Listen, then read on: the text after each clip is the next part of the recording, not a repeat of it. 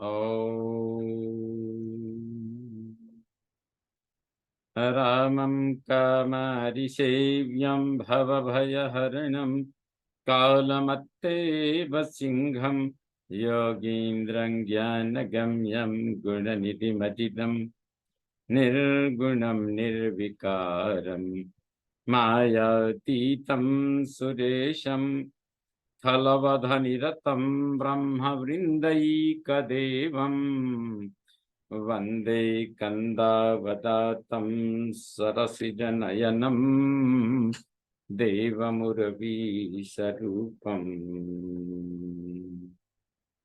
सङ्ख्येन्द्वा भमतीव सुन्दरतनुं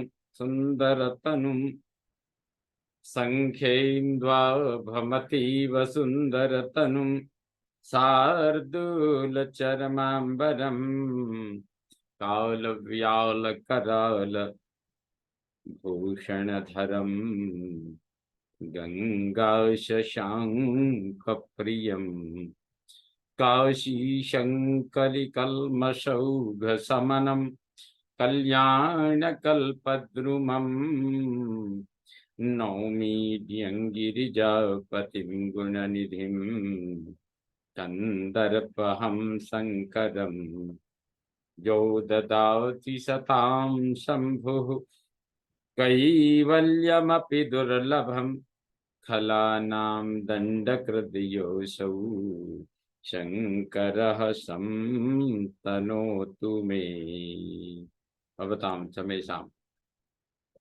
श्रीमद् वाल्मीकि रामायण पारायणोपक्रमे हार्दं स्वागतम् अभिनन्दनं च। इदानीं युद्धकाण्डस्य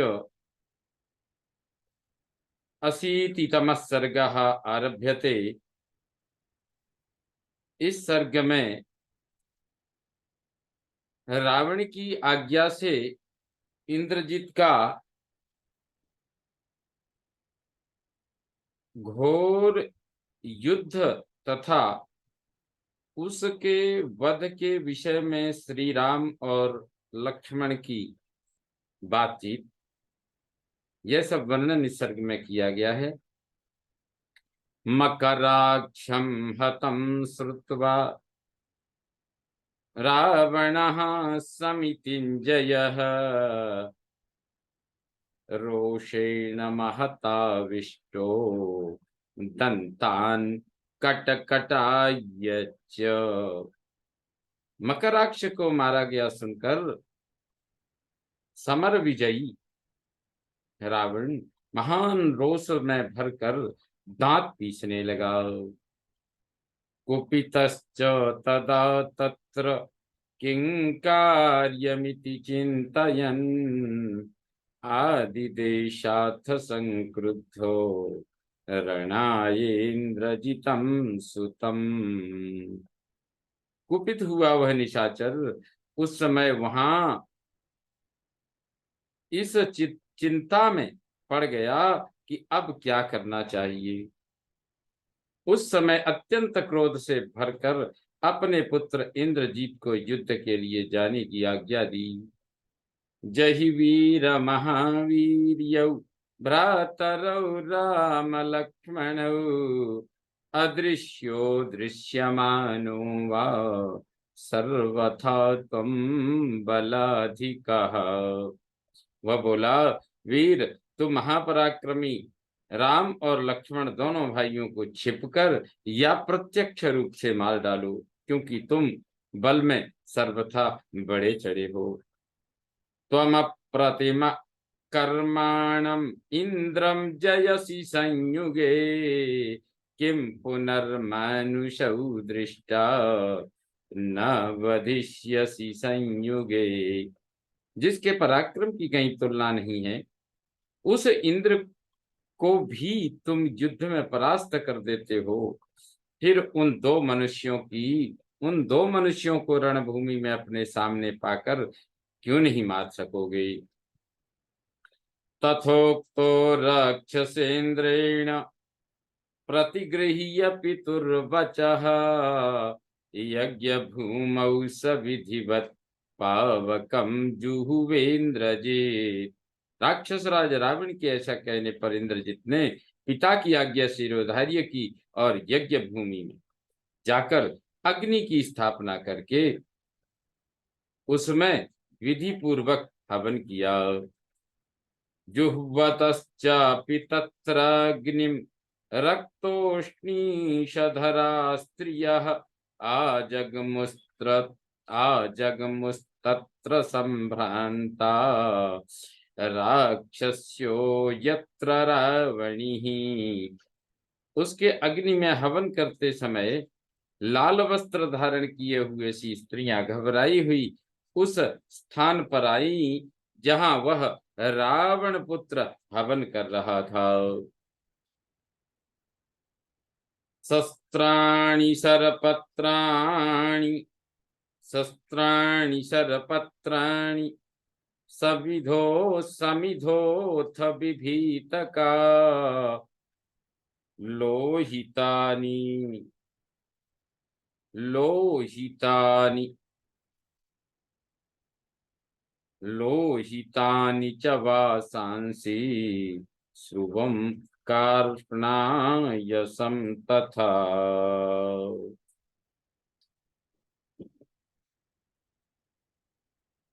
उसके तलवार आदि शस्त्र ही सरपत कुशास्तरण का काम दे रहे थे। बहेड़े की लकड़ी समिधा थी, लाल वस्त्र और लोहे के सुरवा, ये सब वस्तुएं उपयोग में लाई गई थीं। सर्वथोऽग्निं समास्तीर्य सर्वथोऽग्निं समास्तीर्य सरपत्रैः सतोमरैः छागस्य सर्वकृष्णस्य गलं जग्राह जीवतः।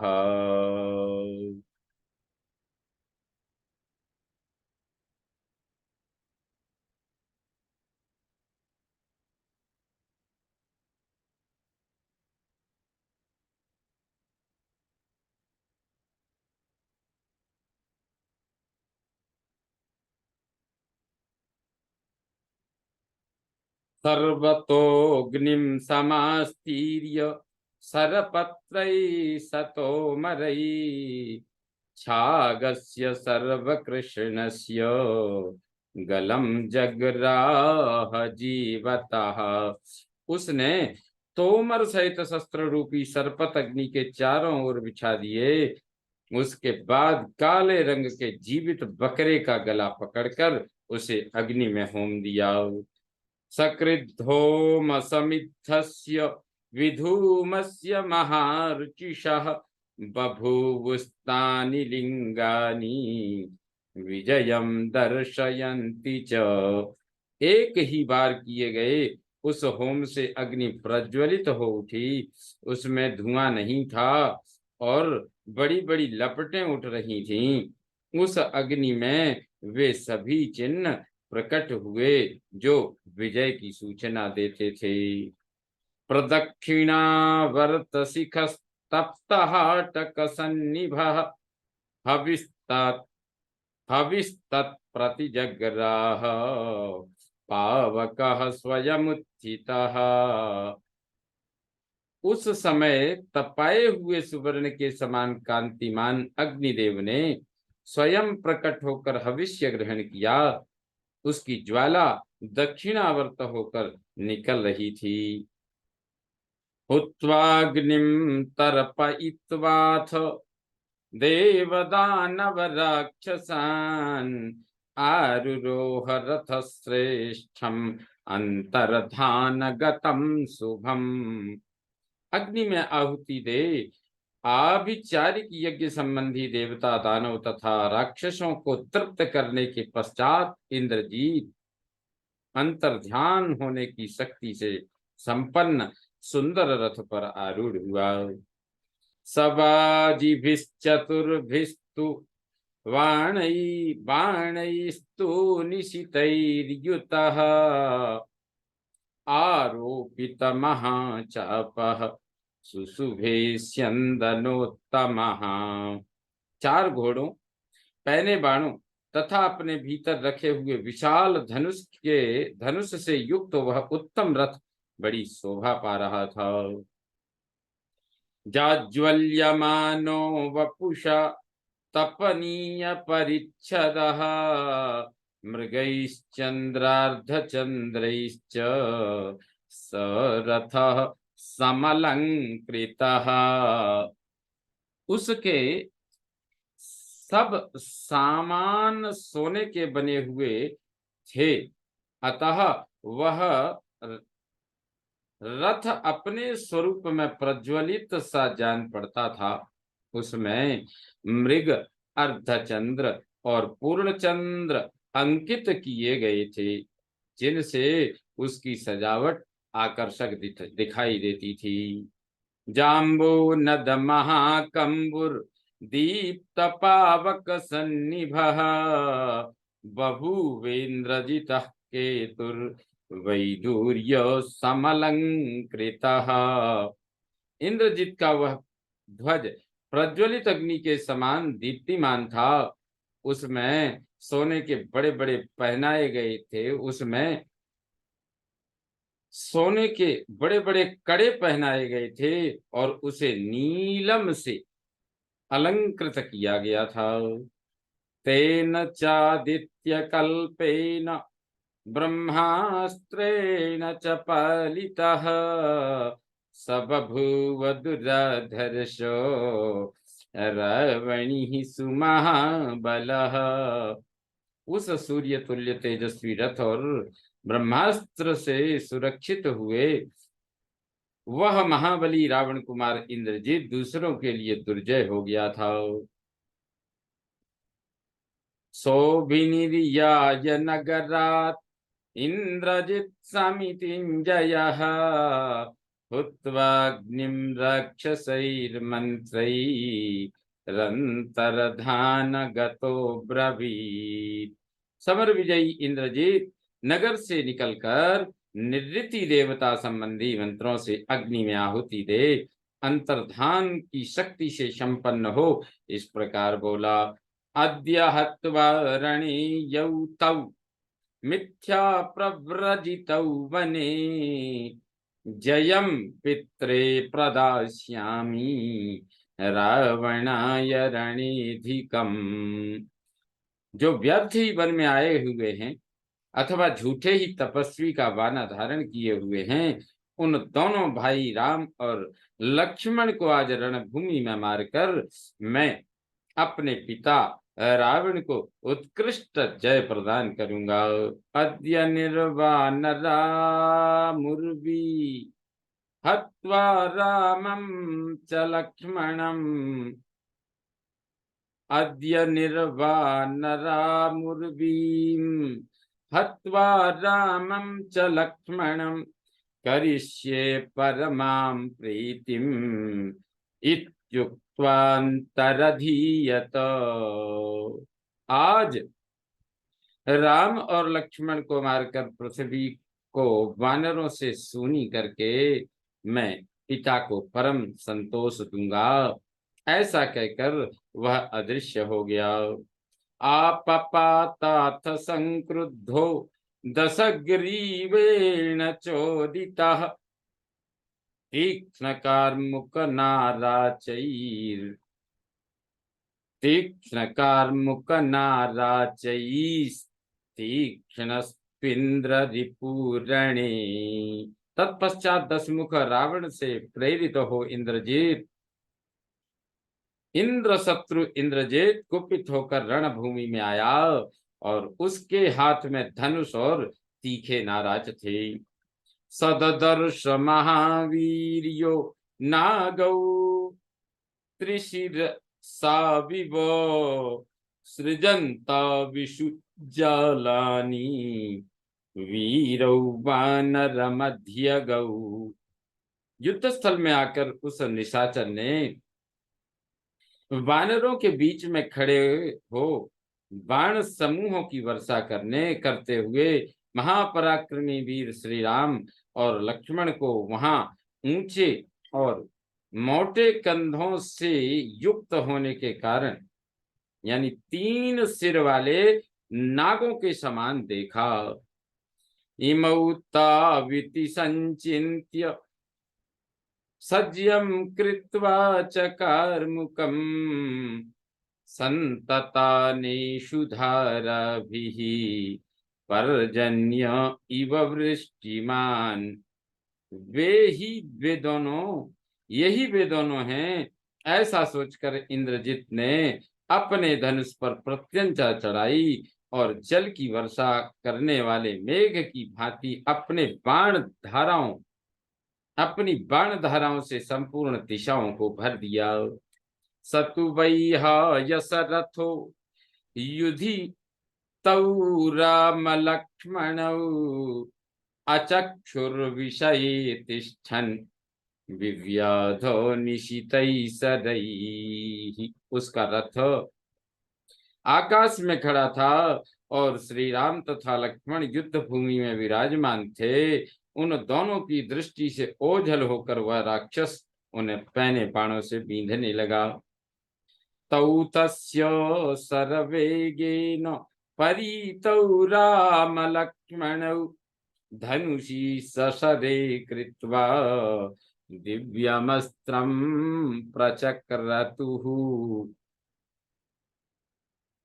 उसके बाणों के वेग से व्याप्त हुए श्री राम और लक्ष्मण ने भी अपने अपने धनुष पर बाणों का संधान करके दिव्य अस्त्र प्रकट किए। प्रच्छादयन्तौ गगनं सरजालैर्महाबलौ तमस्रै सूर्यसंकाशैर्नैव पस्पर्शतुः सरैः। उन महाबली बंधुओं ने सूर्य तुल्य तेजस्वी बाण समूहों से आकाश को आच्छादित करके भी इंद्रजित का अपने बाणों से स्पर्श नहीं किया। सहि धूमांधकारंच चक्रे प्रच्छादयन्नभः दिशश्चान्तर्दधे श्रीमान् निहार तमसावृताः। उस तेजस्वी राक्षस ने माया से धूम जनित अंधकार की सृष्टि को भी और आकाश को ढक दिया, साथ ही कुहरे का अंधकार जलाकर दिशाओं को भी ढक दिया। नैवज्यातल निर्घोषो न च नेमि खुरस्वनः शुश्रुवे चरतस्तस्य न च रूपम प्रकाशते। उसकी प्रत्यंचा की टंकार नहीं सुनाई देती थी, पहियों की घरघराहट तथा घोड़ों की टाप की आवाज भी कानों में नहीं पड़ती थी, और सब ओर विचरते हुए उस राक्षस का रूप भी दृष्टिगोचर नहीं होता था। घनांधकारे तिमिरे शिलावर्षमिवाद्भुतम् सबवर्ष महाबाहुर्नाराच सरवृष्टिभिः। महाबाहु इंद्रजित उस घने अंधकार में जहां दृष्टि काम नहीं करती थी, पत्थरों की अद्भुत वृष्टि के समान नाराज नामक बाणों की वर्षा करने लगा। सरामं सूर्य संकाशै सरैर्दत्तवरैर्भृशम् विव्याध समरे क्रुद्धः सर्वगात्रेषु रावणिः। समरांगण में कुपित हुए उस रावण कुमार ने वरदान में प्राप्त हुए सूर्य तुल्य तेजस्वी बाणों द्वारा श्री रामचंद्र जी के संपूर्ण अंगों में घाव कर दिया। तौ हन्यमानौ नाराचैर् धाराभिरिव पर्वतौ हेमपुंखान्नरव्याघ्रौ तिग्मान् मुमुचुतुः सरै तिग्मान् मुमुचुतुः सरान्। जैसे 2 पर्वतों पर जल की धाराएं बरस रही हूं, उसी प्रकार उन दोनों नरश्रेष्ठ वीरों पर नाराजों की मार पड़ने लगी। उसी अवस्था में वे दोनों वीर भी सोने के पंखों से सुशोभित तीखे बाण छोड़ने लगे। अंतरिक्षे समासाद्य रावणिंकंकपत्रिणः निकृत्य पतगा भूमौ पेतुस्ते शोणिताप्लुताः। वे कंकपत्र युक्त बाण आकाश में पहुंचकर रावण कुमार इंद्रजीत को क्षत विक्षत करके रक्त में डूबे हुए पृथ्वी पर गिर पड़ते थे। अतिमात्रं सरौघेन दीप्यमानौ नरोत्तमौ तानि शून् पततो भल्लैः अनेकैर्विचकर्ततुः। बाण समूहों से अत्यंत दे दीप्यमान ये दोनों नरश्रेष्ठ वीर अपने ऊपर गिरते हुए सहायकों को अनेक भल्ल मारकर काट गिराते थे। यतो ही ददृशा ते तौ सरान्निपतितान् श्रितान् ततस्तु तौ दासरथी ससृजाते स्त्रमुत्तमम्। जिस ओर से तीखे बाण आते दिखाई देते उसी ओर वे दोनों भाई दशरथ कुमार श्री राम और लक्ष्मण अपने उत्तम अस्त्रों को चलाया करते थे। रावणस्तु दिशः सर्वा रथेनातिरथोपतत् विव्याधतौ दासरथी लघुवस्त्रो निशितैः सरैः। अतिरथी वीर रावण पुत्र इंद्रजित अपने रथ के द्वारा संपूर्ण दिशाओं में दौड़ लगाता था और बड़ी फुर्ती से अस्त्र चलाता था। उसने अपने पैने बाणों द्वारा उन दोनों दशरथ कुमारों को घायल कर दिया। तेनाति विद्धौ तौ वीरौ रुक्म पुंखै सुसंहतै बभूवनुर्दासरथी बभूवतुर्दासरथी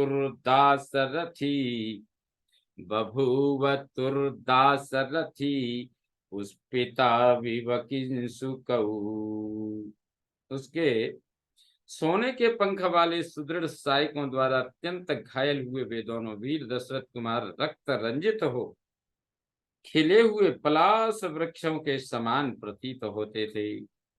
नास्य वेग गतिम कश्चित् न च रूपै धनुः सरान् न चास्य विदितं किंचित् सूर्यस्येवाभ्रसं प्लवे।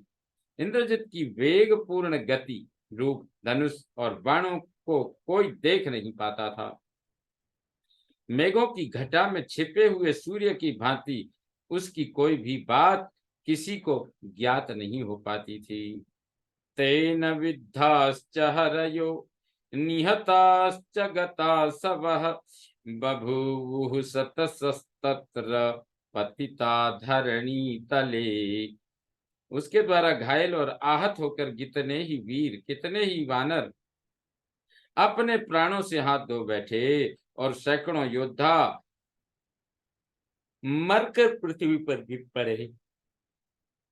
लक्ष्मणस्तु ततः क्रुद्धो भ्रातरं वाक्यमब्रवीत् ब्राह्ममस्त्रं प्रयोक्ष्यामि वधार्थं सर्वरक्षसाम्। तब लक्ष्मण को बड़ा क्रोध हुआ और उन्होंने अपने भाई से कहा, आर्य, अब मैं समस्त राक्षसों के संहार के लिए ब्रह्मास्त्र का प्रयोग करूंगा।